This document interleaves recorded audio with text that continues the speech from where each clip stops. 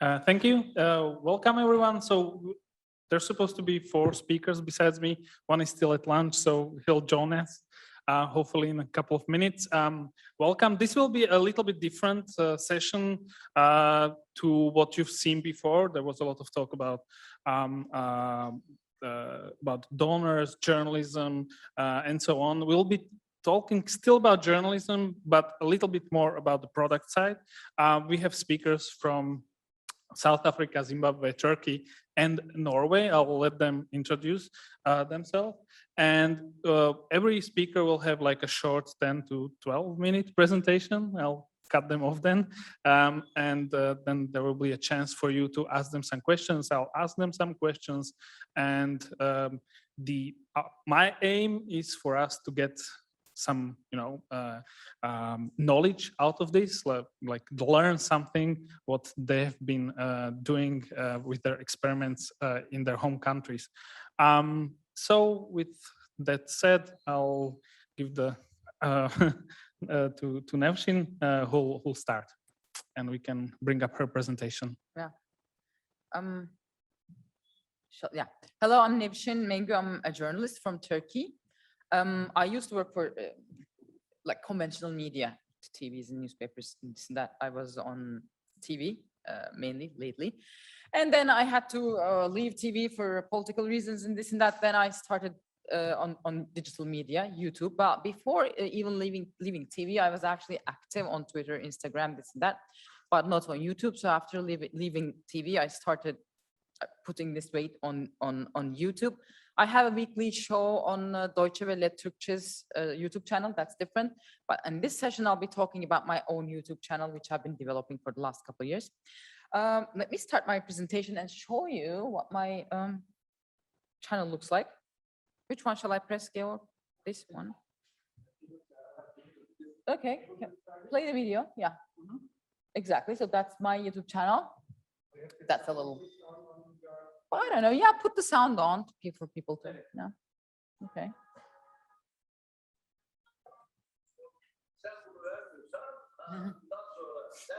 That's the most famous guy in Turkey. So, for example, I'm doing this sort of videos, basically, having my stand-ups, talking about something. So this is like one of the videos that we prepared about Erdogan's, what he said in the past and what he said now. We went to cover the wildfires. We had wildfires in the Aegean. I was there. We were just 2 people, a young journalist friend like me and we went there to cover the fires, what's happening there, like on the ground. Obviously, yeah, I mean, the conditions are not great. We don't have so much budget, but we were there. And also, this is actually what I mainly do. I do daily shows on YouTube. Basically, for like 20 minutes, from 20 minutes to 40 minutes, depends on the day. I talk about what happened in Turkey that day, that particular day. Like Erdogan said this. Yeah, usually it starts with that. Erdogan said this. This person is jailed, or something. That sort of stuff. So this happens in the economy. This and that. And people comment, and I read the comments, and we prepare some special videos. For example, lately, actually, I talked about it today. So the day before, maybe some of you have come across that.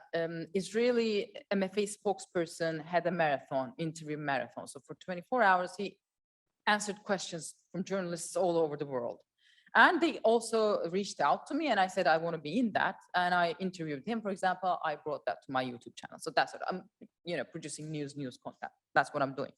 This sells in Turkey because conventional media in Turkey is kind of dead, It's basically mostly funded by the government directly or subtly, in a sense, or, government-friendly, how'd you call that?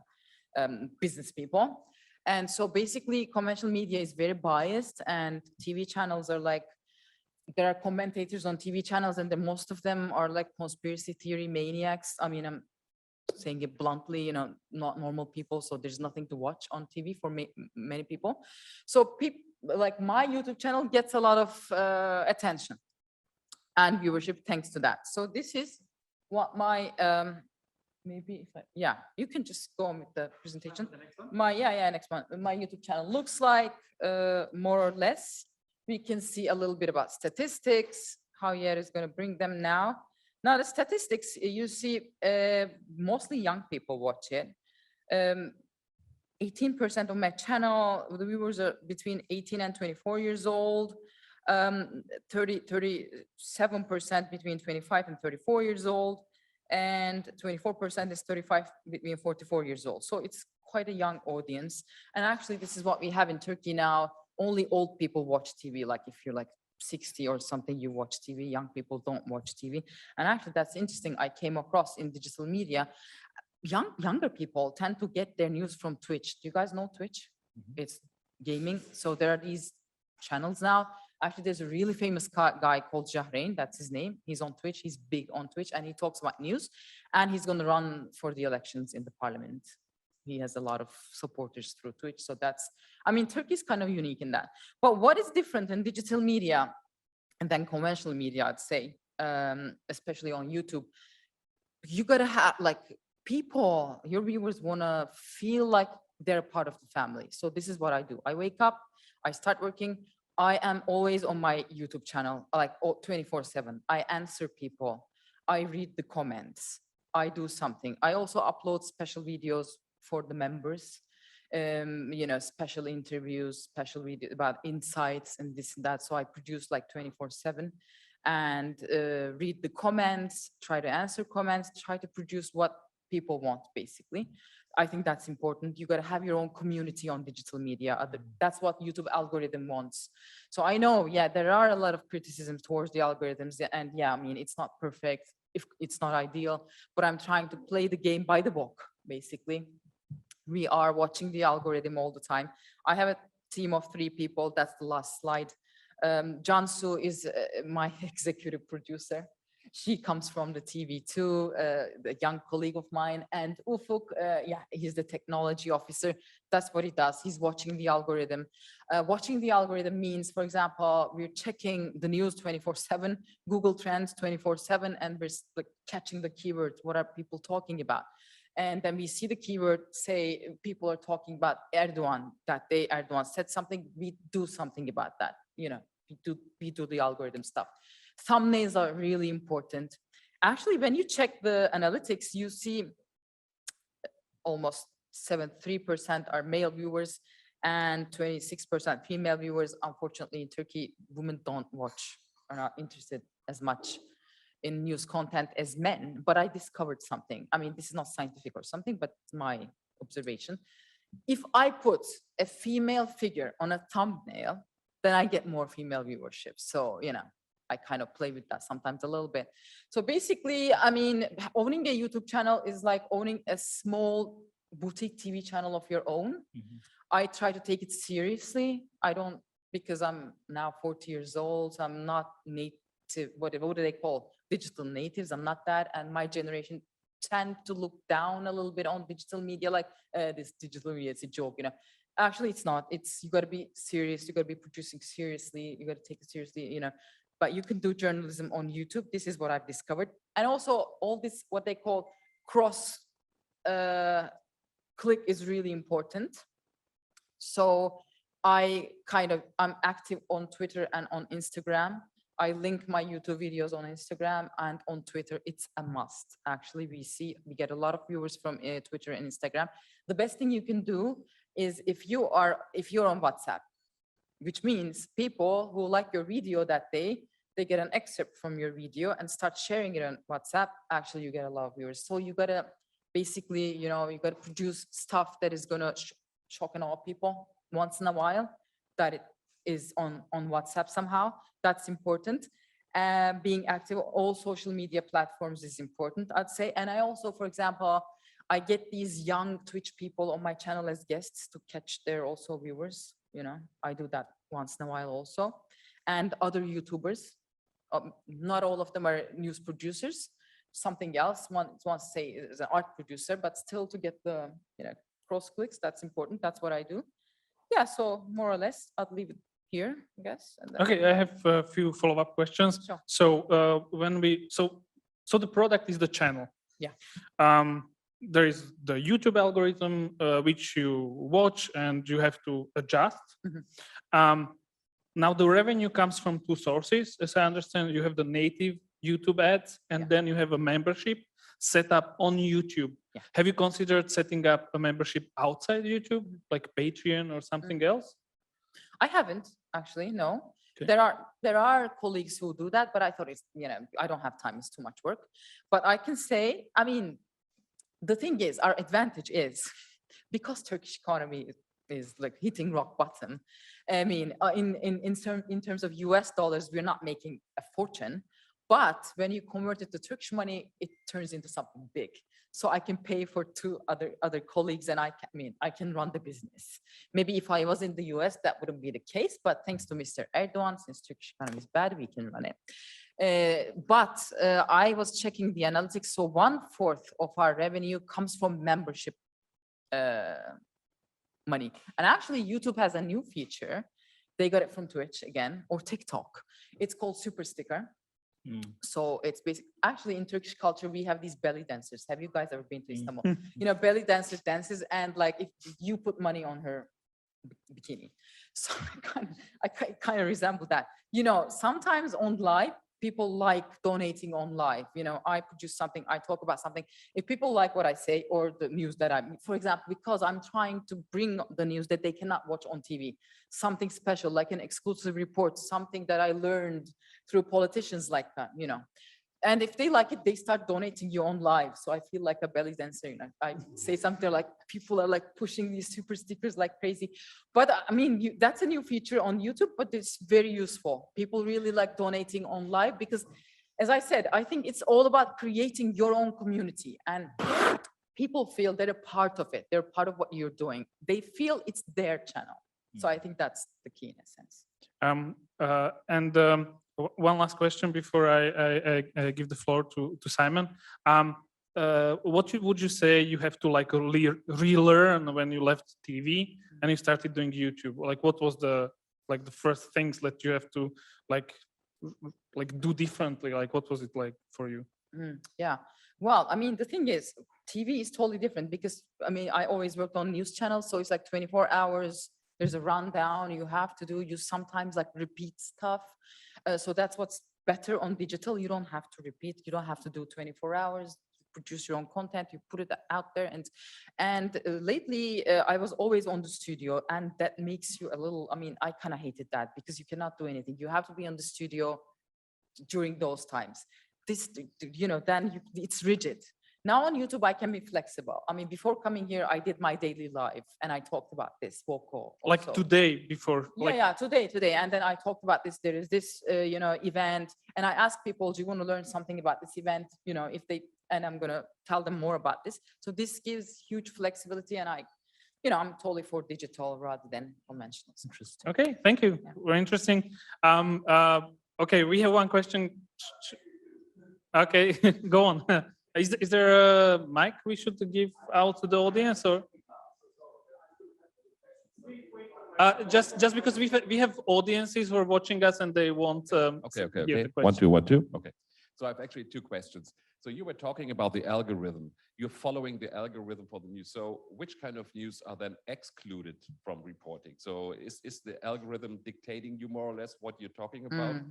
First thing. Second question, I saw in your video you're using, this is a practical question, you're using, I think it's footage from agencies. You have contracts then with agencies, or how do you deal with this kind of footage then? Exactly, great question. I'll start from the second question. So this is the advantage of living in an autocracy.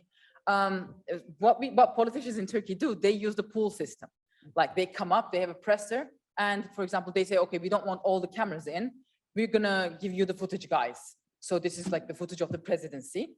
They take the footage and they deliver it to everyone. It's for free, So one of the advantages of having an autocracy, it's for free. I use it all the time. And one other thing, actually, if for YouTube, if a video is circulating heavily on Twitter, for some reason, then YouTube lets you use it without any, because it becomes public, as long as it's not too long, obviously. But for example, Reuters, they have this new model.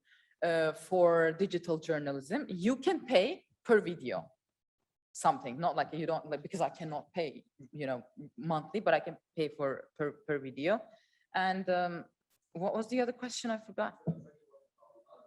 Algorithm, yeah. I'm always in fight with Ufuk, my technological producer. He always says, this is the algorithm, let's do this. And I'm like, but no, this is more important, let's do. So we kind of find a balance, like try to find a balance. Okay, Yeah. we have one more question, and then we will move to the other speaker and more questions in the end, okay? Yep. Is it working? Yes. Okay, Nevs is a friend of mine and a very lovely colleague of us. So thank you very much for this presentation. I just want to ask you, which content is most watched among the videos that you produce on YouTube?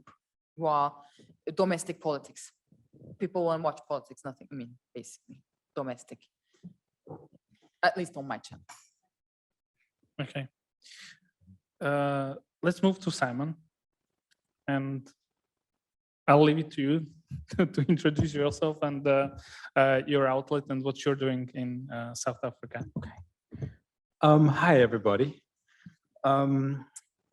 The last session on journalism and philanthropy was quite depressing. But don't worry, I have a good news story for you for after lunch. Before I begin properly, there are actually a couple of people in this room that I would like to acknowledge, who've been a crucial part of the journey that we have gone through at the continent. The first is my fellow panelist, Nigel Mugamu, who had the brilliant and revolutionary idea to print newspapers digitally and distribute them on WhatsApp. And without that innovation, we would not be where we are today. Khadija Patel, IPI board member, former editor-in-chief of the Mail and Guardian. And when we launched the continent as kind of a side project, her unstinting support and enthusiasm for what we were doing made it all possible.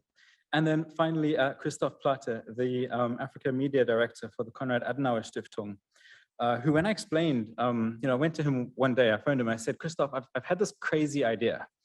And he got it instantly, and that was in the morning. By the afternoon, he had found funding and mobilized 3 young African journalists to work with us in our newsroom. And without that initial support, it would have been a very, very difficult journey. Okay, but to introduce myself properly, my name is Simon Allison. I am a foreign correspondent from South Africa.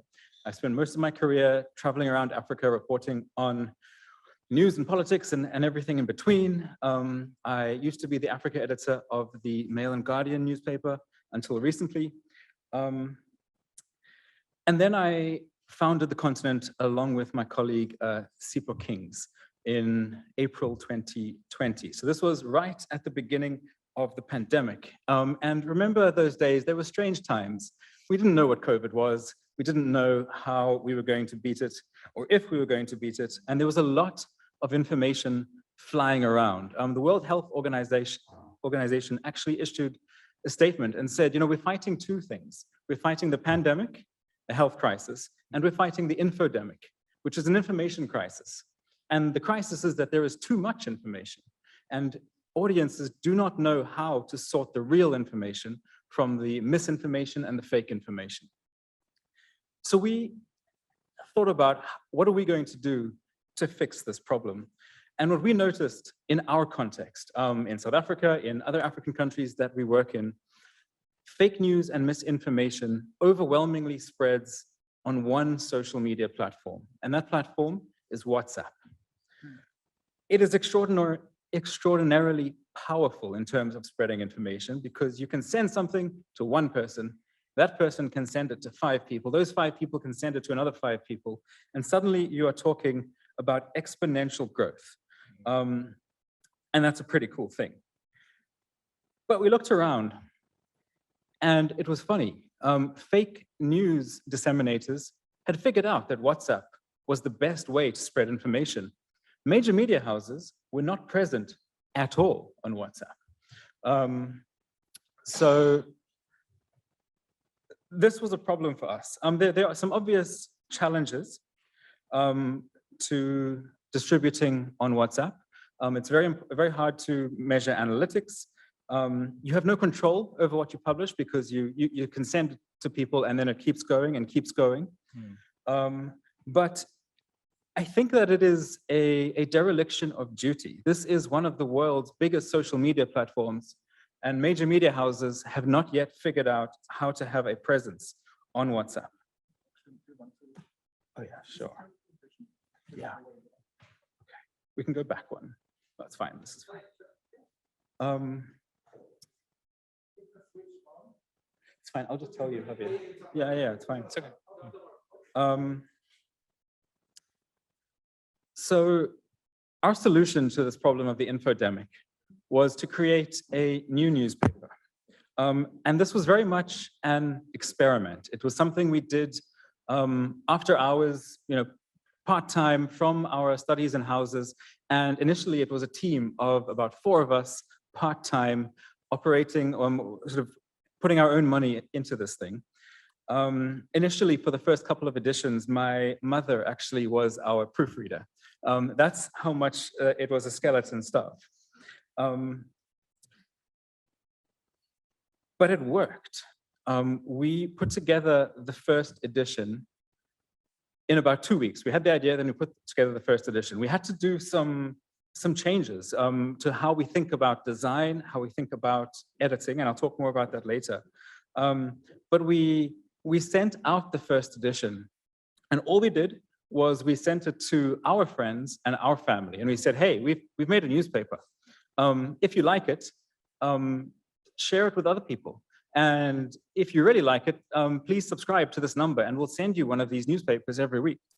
By the end of the first week, so that was all the promotion we did. By the end of the first week, we had 1,000 subscribers. And that's when we knew, okay, I think we're onto something with this model of publishing. The other obvious advantage of this model of publishing is that our distribution costs are almost zero. Imagine trying to put together a real print newspaper and the logistical and resource challenges that comes with that. This is a newspaper. It looks like a newspaper, it reads like a newspaper, but distribution costs are zero. And that is one of the things, the innovations that come out of having no resources, which as a Global South media outlet, we don't really have much in the way of funding. So we've had to come up with new solutions. And this is one of them. So how do you actually put high quality news onto WhatsApp? The solution is the PDF. And I think that this slide is not accurate because I'm not sure the PDF was ever sexy in the first place. But actually, it is an incredibly useful medium for news. We had a great example to follow with Nigel and his team at 263 Chat. They paved the way. But when you think about it, the advantages of a PDF are really obvious. So the continent is often described as a WhatsApp newspaper. This is not strictly correct. We're a PDF newspaper. That's how we publish. And then we distribute on various social media platforms, including WhatsApp. But if WhatsApp were to change their rules or shut down something tomorrow, we still have audiences on Signal, Telegram, email, or any other technology platform that allows you to share a file. So we are not bound by WhatsApp's rules and regulations.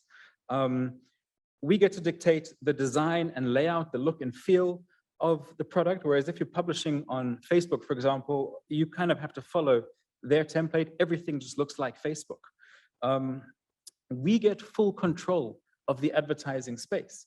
WhatsApp cannot tell us what ads we can and can't use. They can't sell ads on our behalf. We put the ads inside our PDF before we start the distribution process. It's also impossible to censor. And this has been a really important one for us. One of our biggest success stories has been our coverage of Tanzania. So the Tanzanian president did not believe that there was any COVID in his country. And cases in Tanzania were pretty much at zero for many months. We were able to report on the situation in hospitals, at graveyards, etc., showing that there was a really serious problem with the pandemic in Tanzania. And we published that story in our newspaper. We published it in English and we also published it in Kiswahili. and then we sent it out to Tanzania. And because WhatsApp is a private platform, it's encrypted, it's not public facing. It means that the government doesn't have an entryway, especially when we are producing the newspaper outside of Tanzania. And that particular edition went absolutely crazy in Tanzania and was pretty much read by the entire country who had mobile phones and could do so. Okay, next slide. So since we launched in April 2020, the paper has just grown and grown. And what started off as our side hustle has, for a few of us, become our full-time job. We've been able to expand our staff. One of the things that's been notable about this is that we have no other digital presence. We have no website. We have a Twitter account and an Instagram account, which are relatively small. And this growth that we've achieved has been entirely organic. It's people telling other people about our newspaper and then them signing up, and then those new subscribers telling other people, et cetera, et cetera. How it works on a weekly basis is that we have a pool of about 15,000 subscribers that we send the PDF to. We have consciously tried to keep that number as low as possible. It's counterintuitive, but distributing on WhatsApp is quite technically challenging. And the more people you distribute to, the more difficult it becomes. Nigel, I'm sure, will talk about this. So we've done everything we can to keep our subscriber base really, really low. What we do instead is we engage those subscribers and get them to be our distribution network. So we send it to our subscribers. Our subscribers then send it to their friends and family, and those people then send it to other people.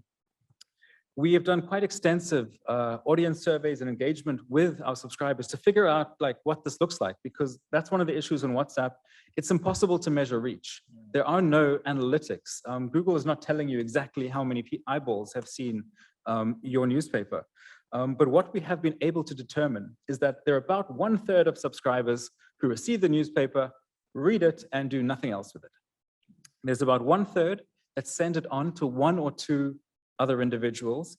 And there's about 20% who share it like crazy. They put it into 10 different WhatsApp groups or with other individuals. And in a WhatsApp group, there can be as many as 256 people. So when you work it all out, on average, for every subscriber we have, we know that we are reaching at least 7 other people because of the way our distribution works, which gives us a weekly circulation of 105,000 people across 105,000 people across 102 countries, which, given that this is a tiny operation that we started sort of in our homes, has been quite extraordinary for us. This circulation estimate is conservative because we can only measure what our subscribers do with it. We can't measure what then happens after that. So it could be much more for certain issues, like that Tanzania issue. We know that it was substantially greater numbers, but it's very, very difficult to track. Alongside the sheer power of WhatsApp as a distribution mechanism, we've done a few other things to try and ensure the success of the publication. First is we've optimized the design. So it was very important for us to look and feel like a traditional newspaper, because there's a lot of gravitas that comes with that. There's a lot of trust in the design, but still one that is optimized for reading on a mobile phone. So our designer, Ashley Swale, worked miracles with that. Second, we've totally changed how we write and present stories. When I worked at the Mail and Guardian, I would pretty much on average write stories at about 1,200 words. That was our, that fills up a page nicely and you get a picture. We now write those same stories at 300 words. And what we have learned is if your editing is good enough, you can still have a narrative flow in 300 words. You can still have all the details. You can still have quotes, but you have to do the hard work in the editing suite. What that means for audiences is that you've done all the hard work of editing. They don't have to do the hard work of reading through a lot of really long and unnecessarily lengthy verbose articles. People often say that audiences do not pay for news. And I think this is a fundamental mistake we make. If I am a heart surgeon and I can charge $1,000 an hour for my time, if I spend 30 minutes with your publication, that's $500 I have spent on your publication. Of course, it doesn't translate into, my bank account, which is unfortunate, but still, it's really important that we respect the time that audiences put into this. And I think that's been a big part of the success. We've also noticed, when we run long, if we aim for about 30 pages, and there's only 300 words on each page. If we do 40 pages, because we have a lot of great news that week, we notice the new subscriber number drops by about 40%, which is crazy, because it really stays consistent at about 150 to 200 new subscribers every week. If we change things too much, and if we make it boring, that drops immediately. So the feedback is really immediate. Yeah, sorry. 1 more minute. Okay. Sorry. One of the other things we've done is audience engagement. So trying really hard to make our audience feel part of the publication. One of the things we did recently is we got a pitch for an advertising campaign from a major bank, and we weren't sure whether to take it. So we asked our audience what they thought. And the response was phenomenal. You're getting, huge numbers of people weighing in on the ethics of media and what they are and aren't comfortable with. And that buy-in then makes them enthusiastic sort of supporters of your project. Next slide, please. So finally, the best way to understand what we're doing is to see for yourself. So this is this is our number, our WhatsApp number. So if you save that number on your phone, send us a message with IPIWoCo. Clever. We will send you the latest edition of The Continent. This is a cheap trick to get a bunch of new subscribers. But we're also going to send you a little information pack about The Continent, about what we're doing, that contains most of what I've said here today. So you can have it there.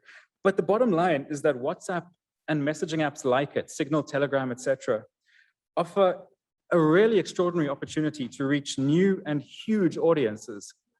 And if your media house is not taking advantage of that, you're missing out. And not only are you missing out, but you are allowing fake news and disinformation to dominate these platforms. And as journalists fighting the infodemic, we cannot allow that to happen. Thank you. Thank you.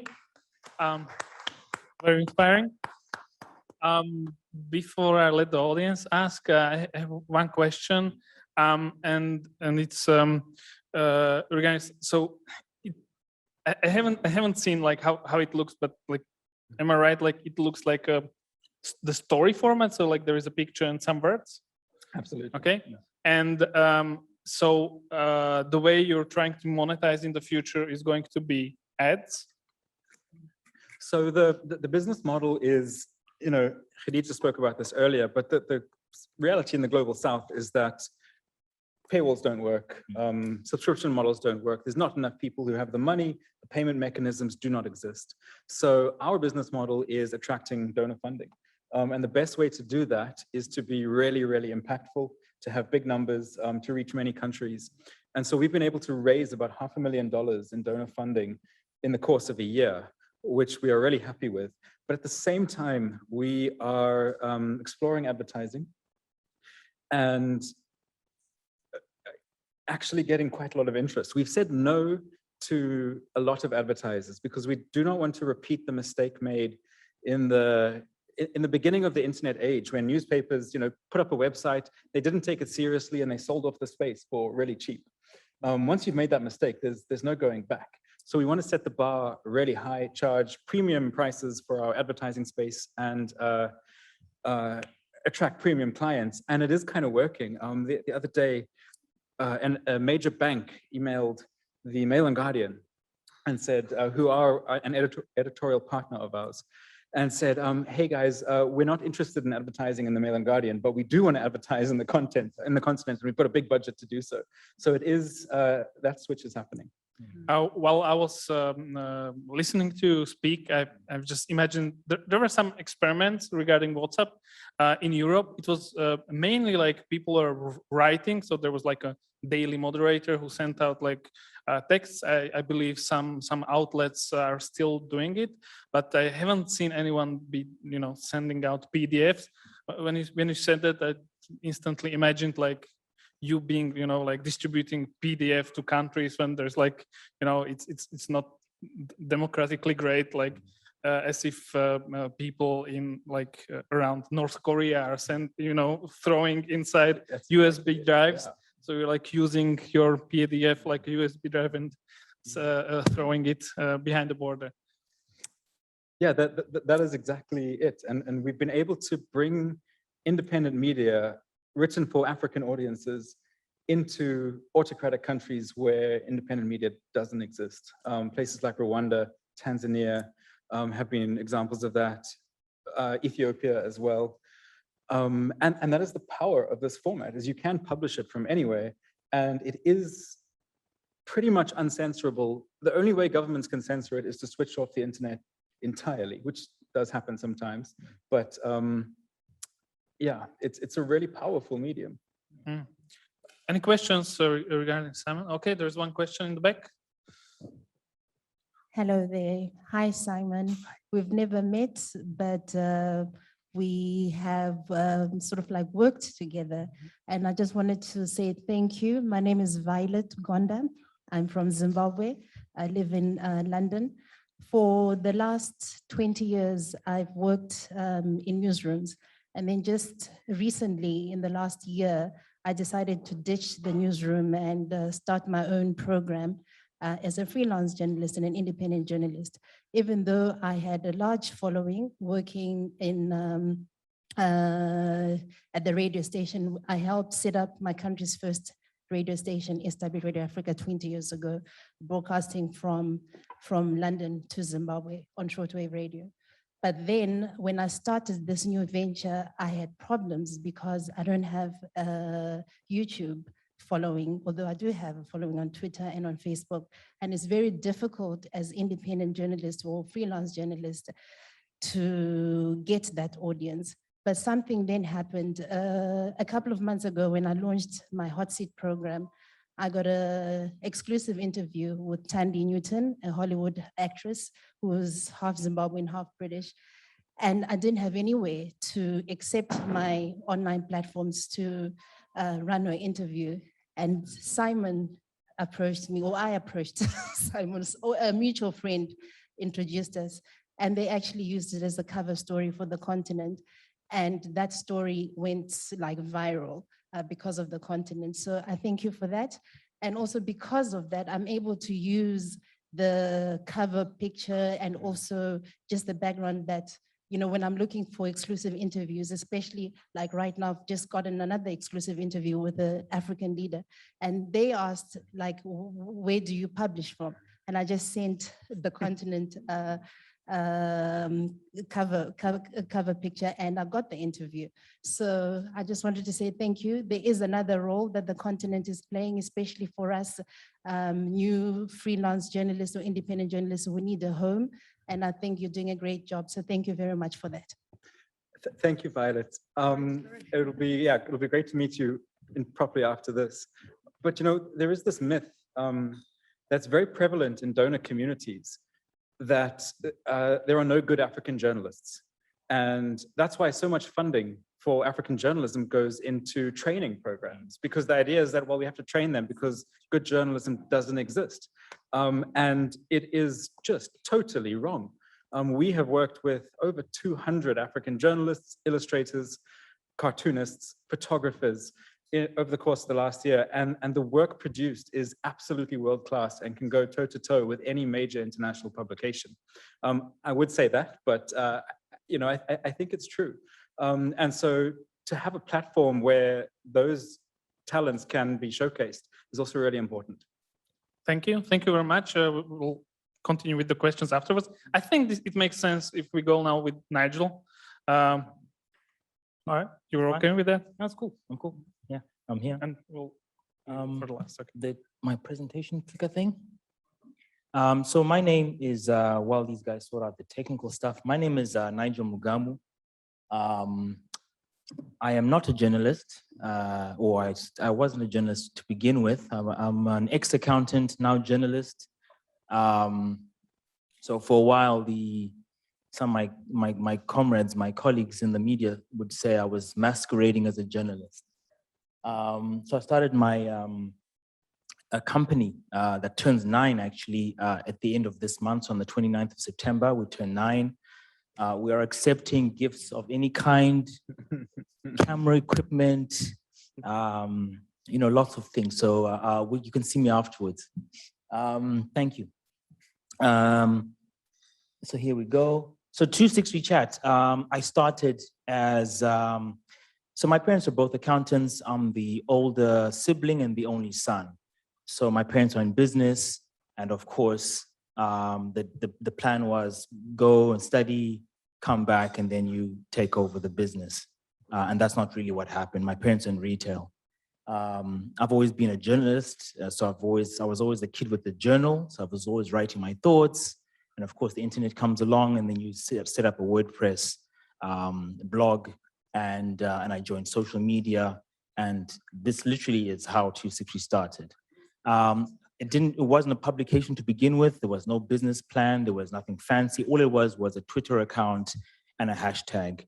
And all I wanted to do was to get Zimbabweans both in the diaspora and those back home to talk. That was literally the plan, right? I studied, I did my first degree in Australia. I did my MBA in Scotland, in Edinburgh. And so I like to say I'm a mixed race kid. So I know what it's like to live in the West, and I know what it's like to live on the continent. And so I understand both sides. So I realized that there was a massive divide there. So what started off as a Twitter account and a hashtag then evolved into a publication. I also have a very disruptive way of thinking. So hang on a minute, why are we consuming the news that way? And here we are. So fast forward 2021, we are an online publication. Initially we did a course actually with my sister over there, my Turkish sister. And we, use words like product thinking. I didn't use those words before. So now I sound really smart these days. But it wasn't always the case. So, we realized in this program that we have different products. So for us, our social media is a product, our multimedia services is another product, training is another product, the e-paper, which my brother, it's not very obvious, but we're brothers, Simon and I. That's another product. What I really want to talk to today is really the e-paper and sort of where we're going. The global south, as you put it, data is an issue, right? I have Wi-Fi at home, I've got Wi-Fi at work, I've got data in between the two locations. So for me, I had to look and say, am I the person that we're talking to? Are we trying to reach someone like me, or are we trying to reach someone else? And the reality of the situation, our clicker's not working. Is it me? Am I? Okay, here we go. Yeah, so the reality is, yeah, so this is us now and our journey thus far. But the reality of the situation is I had to look, obviously as an ex-accountant, I still love numbers, right? And so I still love numbers. So this particular slide guides us and guides the organization. So 67% of the population live in the rural areas, 52% of the population are women, and 67% of the population under the age of 35. So to us as an organization, our audience is a rural woman who's under the age of 35. And so that's the person we're trying to target. I read Steve's book on 7 habits. One of the habits, I forget the other 6, but the one habit that I've got ingrained in my mind is start with the end and then work backwards. So if I'm trying to reach this lady, how do I find her? How do we find her as an organization? So I realized when I was doing a bit of research, regulator, telecoms regulator produces a report every quarter.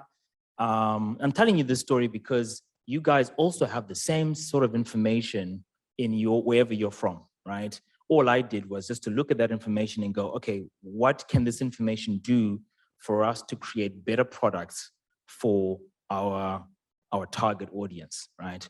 As 263 Chat, missed this slide earlier, but our game plan is engagement. That's what we're trying to do. We're trying to engage, spark a little something in your mind and get you to think and talk, and hopefully you'll vote better. You'll make better voting decisions, right?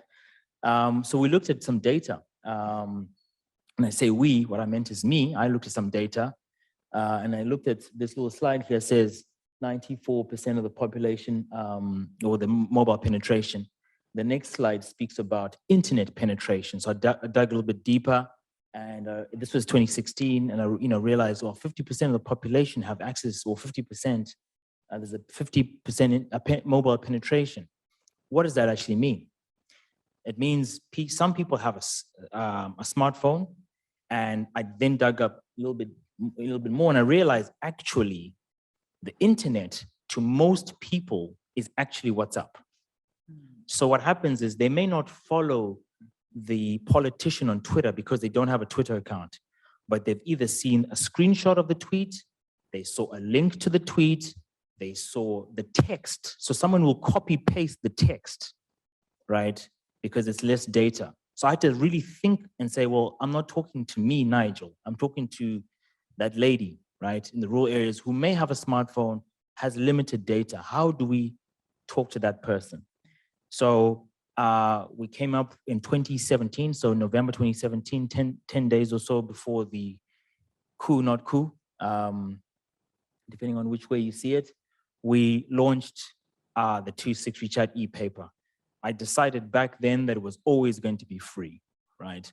I was inspired by a trip. I went to New York once, or a couple of times, but the last time I was in New York, I saw a guy take a newspaper from, it looked like a bin. It wasn't a bin, obviously. It was a newspaper dispensary thing. And I thought, that's free, right? And to me, obviously, traditional media was, well, that's yesterday's news. I've got WhatsApp. I know what's happening right now. But the idea was, it's got to be free. So I looked at all of that and said, look, e-paper's got to be free. It's got to be the news of the day. So the e-paper is published every day, Monday to Friday. It's distributed at 7 p.m. local time, our time. And we want the recipient to watch our state media and have our e-paper and say, that didn't happen, that's rubbish, or whatever the opinion is. So so we obviously looked at a couple of things, high literacy rate, et cetera, and so now we've been distributing the e-paper since 2017. Come the pandemic, we were right in there because we've been doing it for so long, right? We don't spam, we don't buy numbers, we don't share people's data either. That's something that we also promised, and we keep that promise. We currently have just under 50,000 subscribers who receive the e-paper every day, right? When we designed this, we designed it with those who have limited internet access in mind, right? So I didn't think of the guy in the diaspora, but lo and behold, the guy sitting in London, right, who we think has data and should just go on the website, is saying, well, I commute an hour and a half or whatever when I go home.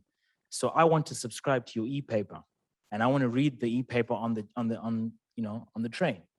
And by the time they get home, they know exactly what happened in Zim, or that kind of thing. So be prepared for some surprises. We distribute this on WhatsApp only, right? Another little clever thing we decided to do in 2014 was we have a large WhatsApp community, right? So it started off as a discussion group. So it's guys who just talk crap, maybe, I don't know, right? I'm in all the groups, my personal numbers in all those groups. We've got over 200 and something groups, right? To make up the 50. We've got groups on jobs. So if someone's looking for a job, you're in the group, we share that information for free. You don't pay to join the group. We've got groups on farming, agriculture, mining, sports, you know, it's all, we've just created closed community around the brand. And the key word here is to build a community, right? What happens with the community, I didn't realize this, I didn't think of this at the time. When you make a grammatical error, when you write your story, these are the evangelists who defend you, right? These are the guys saying, shut up. These guys needed to get the e-paper at 7 o'clock. We all make mistakes, right? We don't pay them. We don't do special events where we invite them to the newsroom. They just know us. My name is in there, and if they message me, I respond. Same thing on social media, right? You tweet me, you DM me, you find me, I respond. You know, you see me in the street, you say hi. I don't know where you know me from. I'll just say hi back, right? So it's all part of the whole thing, how to build a community. We've got different groups, like I said, this is the e-paper group. And then other people have added our WhatsApp line in their own community, right? So when I say 50,000 subscribers, I'm talking about the people who subscribe to 263 Chat. I'm not even talking about the numbers where these groups here. So it could be like, well, there's a family group or a community group in another part of the country, you know, and our numbers in there, and we distribute our e-paper in there every day, right? We haven't yet cracked the weekend edition. So we love The Guardian, like the work that The Guardian does in the UK. We'd love to have a weekend edition where it's like leisure, holidays. We haven't, done that yet. The editor is not yet ready. I may own the company, but the editor is the editor. I respect him, and we decide when he's ready, we'll do it. I don't get involved in editorial matters. I don't know what's in the e-paper that I help distribute it. We distribute the e-paper manually. I do a lot of the heavy lifting myself. Then I've got 2 other colleagues who do it. Yeah, 1 more minute. Yeah, cool.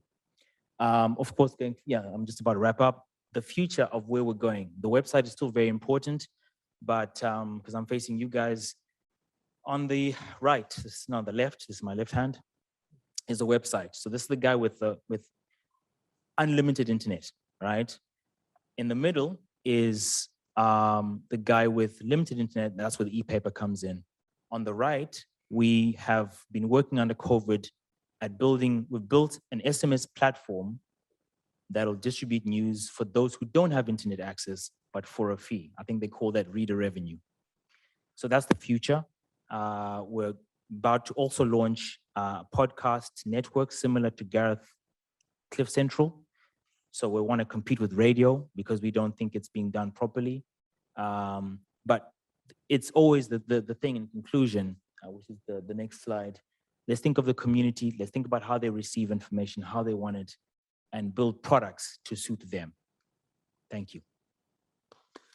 Thank you very much.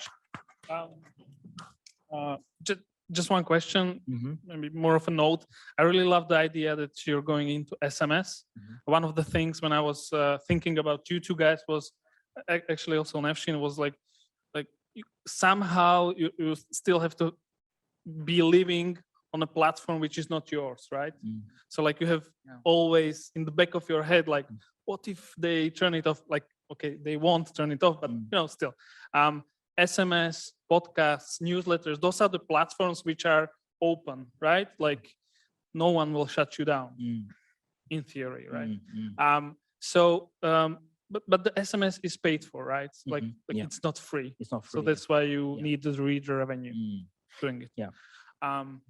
Any questions for Nigel from this audience? Yeah. Okay. Maybe I'll ask one more question.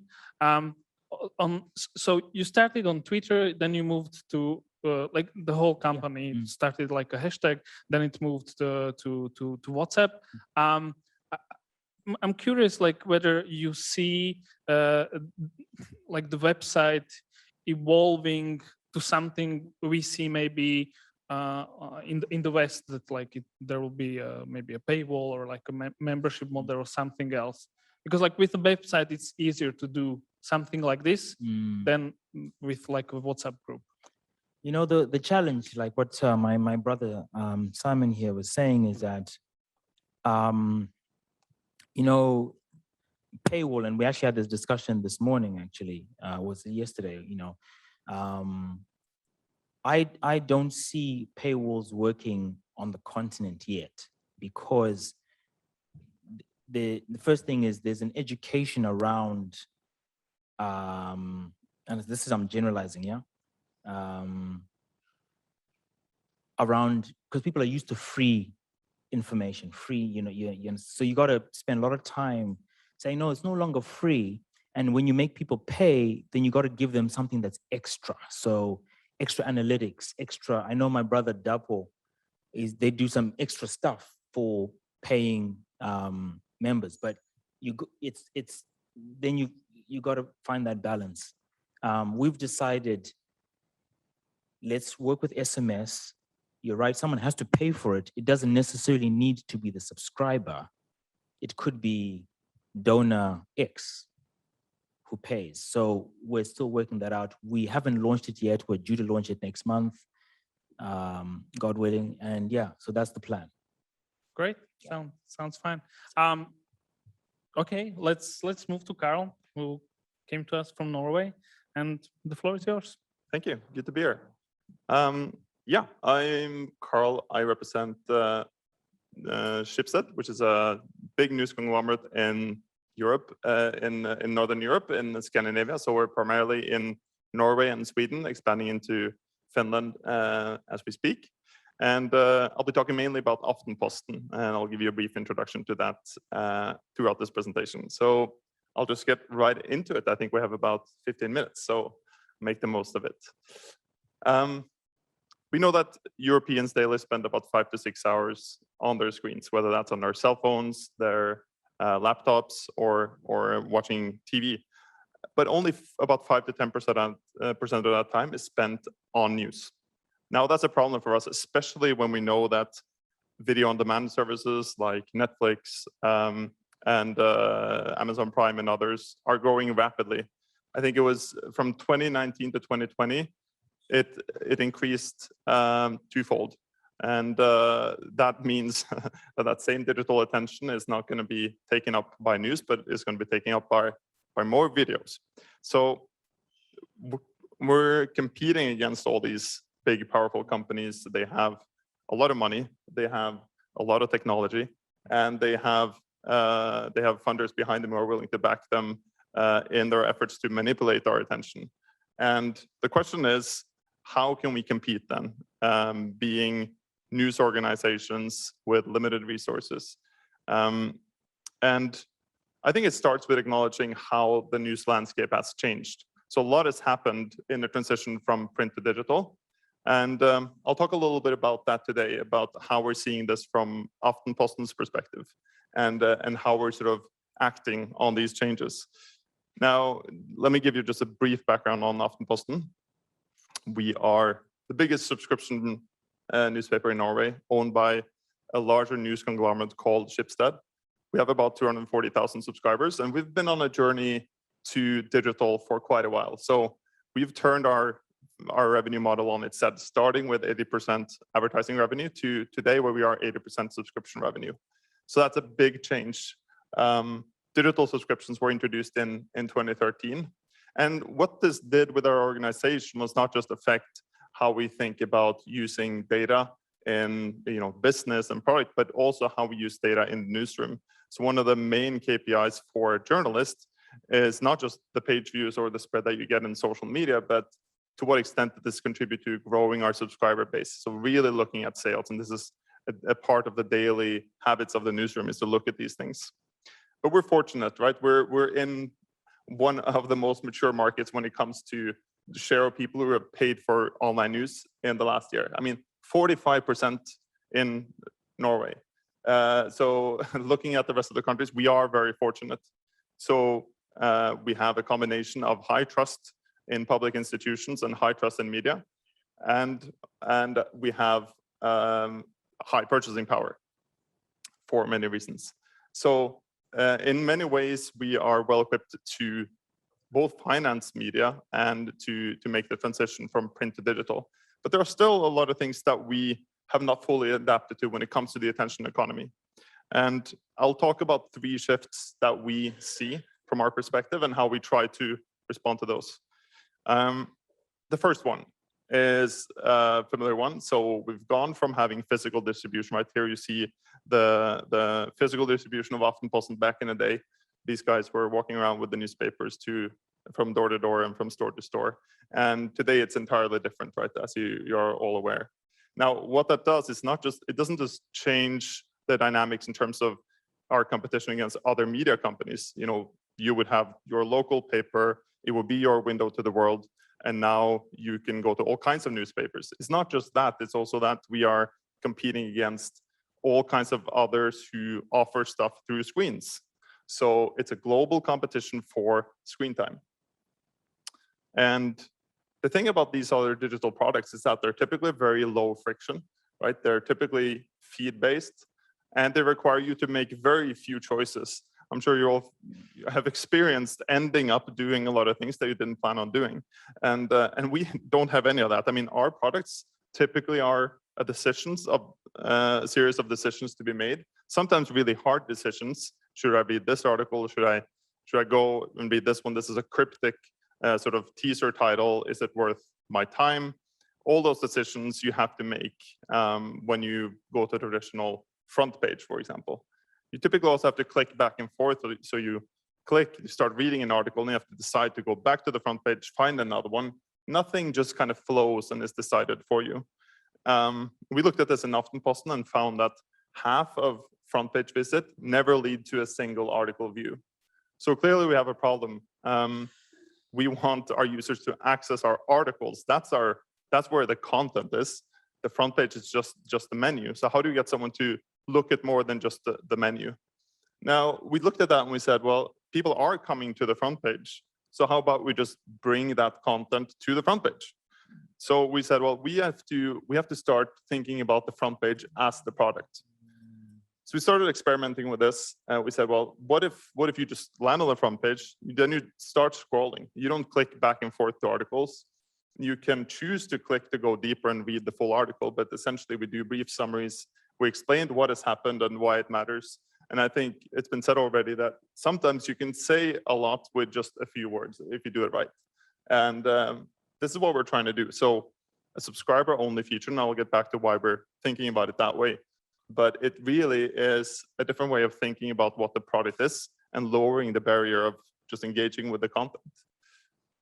And we tested this on a few different subscribers. So we divide them in terms of segments that are determined by how often you come to our site. So we found that especially daily briefers, the ones who come to us once or 3 times a day, they found this to be incredibly valuable. And it's interesting to note as well that the daily briefers and the casual users account for the majority of our subscriber base. So, I mean, we don't usually think about that, but the fact is news lovers account for a very small share of our paying audience. And that's a problem in itself.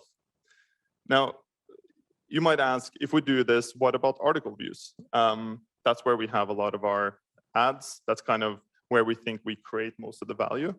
And there's 2 ways of answering that question, right? One thing that we looked into was, do users who see these summaries end up reading fewer articles in total? And it turns out they didn't. So that was an interesting finding. It looks like reading these summaries comes in addition to consuming normal articles. But there's another way of looking at that question, and that is just what does it mean to be a subscription newspaper? It means that you can optimize for time well spent, for user value, and not really maximizing your users' engagement. So as long as it was a valuable visit, that's what we will measure. So we typically don't measure page views as a KPI for whether our products are successful. We look at whether people come back the next day. Now, the second shift is, it's been mentioned already, content scarcity to content abundance. And what does that really mean? It means that we are no longer just sort of providing users with the information. Rather, the problem is there's too much information. You're trying to figure out what to spend your time on. So now I'm no longer necessarily willing to pay for sort of the commoditized news. I'm willing to pay for something that's unique, whether that is a unique explanation of what's going on, or whether that's a curated selection of content. So we started exploring this in Aftenposten, and we realized that we're publishing 80 to 90 new articles every single day. And if you look at a typical subscriber, they read about 4 of those articles. So clearly there's many issues here, but what could we do to start addressing this? So how do we ensure that those 4 articles are the best articles that we have that day? It's quite hard to navigate our universe given just the frequency with which we update the front page. So we looked at that. How do we help users find just the most important stuff? So we tried out a few things. One has been really successful. We just allow users to browse 3 to 4 top stories. They're summarized every day, kind of like what was mentioned here earlier. You summarize them briefly. You can choose to spend more time, but if you want just the most important stuff, this is where you get it. And the interesting thing is that this is positively correlated with retention. Turns out people who get in habit of reading these summaries, they also stay subscribed. We also tried other things. We were inspired by newsletters. We tried a mini version of a newsletter where you just get that brief summary at the beginning of your day. And users were really positive to that as well, especially those that don't come to us as often. So typically those who will be overwhelmed, not just with the amount of content, but with how often we switch out the top stories of that day. So it's an interesting finding, especially when you look at it from a segmented point of view. Now, the last trend that we are trying to act on is, of course, that we used to be a product that you could only consume by looking at a screen. Now we're in the world where you can tap into a different type of attention, which is audio. And how do we do that in a way that makes sense? You're all familiar with sort of the growing trend of not just more people listening, but people listening more per day. I think it's gone up from 15 to 16 hours just per week, just over the past year. But we know that these, and we know that in the space of audio, news can actually be really big. So in every other domain, when it comes to video, when it comes to social media attention, we have other companies dominating.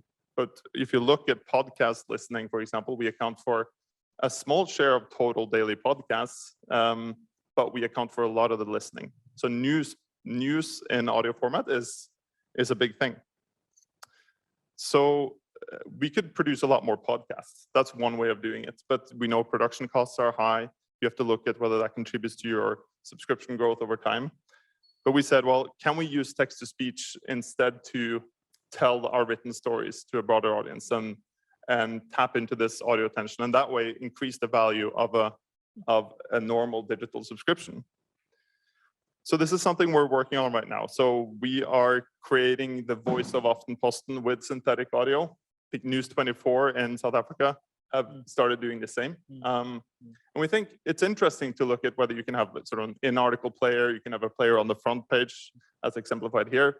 But it starts to get really interesting once you look at what the user problems really are. So I'm sure you all end up at the end of your day with 10 open tabs that you need to read through, or you have a reading list or a reading list app that's full of bad conscience. What if we solve that problem by enabling users to add articles to a playlist and then hit play as they start their commute? We think there's something to that we really should be focusing on. So we believe in the future where text-to-speech is not really about playing an article that you're looking at, but playing all those articles that you don't have time to look at. And maybe we're moving into a future where audio-only subscriptions will be a thing. Maybe Aftenposten in the future will be something you subscribe to, not to read a text product, but to read or to listen to all the great podcasts and to listen to the top stories. So that's it. Those are the 3 sort of trends that we're trying to act on. And I think to try to answer the question, I think in order to break through the attention economy, we have to acknowledge that the user needs have changed and the world has changed, and that we as publishers have to find new ways to address that and change with it. Thank you. Very inspiring. Maybe just one question. I have recently spoken to a Scandinavian publisher, and they told me like they're only looking at how their subscribers are reacting to their content. They're like not even caring for all the rest of the audience. They're just like really focusing on those subscribers. How is it for you? Do you really like, you have 130,000 in a country of 5 million, so it's quite a lot. So what's your decision making when doing product? Yeah, I think one way to look at that is to say that we should be looking at how we also start creating habits among those users who are not yet subscribers. So we are working on that, and we're trying to sort of get users to log in and to establish a habit in that sense. But I think the more important insight that we've found over the past year is that a subscriber is not just a subscriber. We have so many subscribers every year that are either sort of semi-dormant, or they are just really low frequency users. And part of the explanation to why we're not delivering a great enough product for them to retain is that our product is built for people who work in a news organization, right? They reflect the news habits of the newsroom. And naturally, that's going to come with a lot of problems. Most people, they come to us 1, 2, 3 times a day, and they want to know what's the most important thing. And someone working in the newsroom will say, well, what's the most important thing that has happened in the last 15 minutes? And then have that be reflected in the way that the product is put together. So I think that's our most important insight, I think, of the past year, is that we have to get a segmented view of our subscriber base, and then starting to work on the users that have a lower frequency than what we do ourselves. I see. I have a question. Your podcast content, is it different in a sense? Like, for example, New York Times invites the reporter who did the story and they talk about it, or do you just read the article? How is it? We have no podcast right now where we read out articles. So all our daily podcast, which is the most popular news podcast in Norway, is created for podcasts primarily. Like and I believe that's the way it should be, right? Podcasts and the competition for attention in the podcast sphere is so intense that if you were to just have articles read out loud, it would not serve us. But what we're doing right now is that we're actually across Schibsted, across our brands, we're creating a brand new podcast offering where you have premium podcasts from a lot of different publishers, and they're all paywalled. We're doing this in combination with acquisitions of the top podcasters in Norway. Some of them have been in like national media and on radio, really big profiles. And this is stuff you can't do as an individual publisher. You can only do them if you collaborate with a lot of others. Because if you want to create audio habits that are not in Spotify or not in Apple Podcasts, you have to really step up your sort of premium content offering. So that's something we're doing right now. And then text-to-speech will be in addition to that. But I think text-to-speech is really about the text and not about creating additional audio content. It's just helping you consume our text pieces in a new way and helping you feel like you're getting the most out of your subscription. Okay. And with that, I have to end the panel. I'm sorry, we just ran out of the time, and there's like other sessions continuing. I really encourage you to find the speakers. As I understand, they'll be here, so just like go and talk to them, and they'll definitely share more stories with you. Thank you very much to everyone. Thank you. It was very great. Thank you.